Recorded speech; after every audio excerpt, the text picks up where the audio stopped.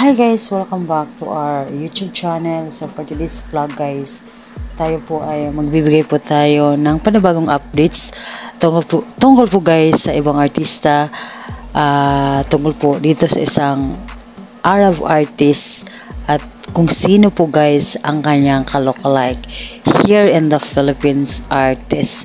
So yun guys, nakita nyo dito sa ating screen, siya po ay si Hala Al-Turk. Ayan, siya po ay isang Bahrainian. Siya ay pinanganak po sa Bahrain and nag-start po siyang maging isang sikat na singer sa buong Middle East nung siya ay 3 years old, dahil po siya ay na-discover sa isang talent show ng Arab Got Talent.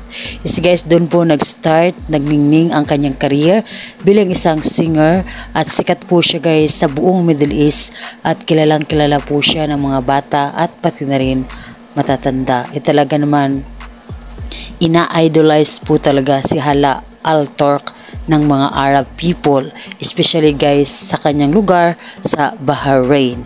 So yan guys, ang kanyang lookalike artist guys, isang kapamilya star na si Andrea Brillantes. Nagsimula si Andrea Brillantes umarte guys sa harap ng camera nung siya ay 6 years old. Halos magkasing edad lang po sila ni Hala nung sila ay nagsimula pumasok sa showbiz. Si Andrea Brillantes ay nakitaan na siya sa paggaling niyang umarte dahil nga sa dami namang ginawa niyang teleserye noon sa Kapamilya Channel. Sobrang dami na rin siyang mga project na natatanggap. Sa ngayon guys ay siya ngayon ay nagbibida sa pagbabalik po ng High Street na kung saan ay number 1 po ito at laging trending po ngayon sa YouTube pati na rin sa social media. Makita po natin guys, si Hala at si Andrea ay magkaiba man sila ng lahi, pero makikita natin na magkahawig po ang dalawa. Although hindi naman talaga sila magkahawig, pero sa unang tingin pa lang ay mapagkamalan mo si Hala na si Andrea Brillantes. At kung titingnan mo rin si Andrea ay mapagkamalan mo rin siya na siya si Hala. Si Hala guys, isang superstar mula po sa Middle East na talagang hinahangaan siya ng mga Arab people o Arab artist din sa kanilang lugar.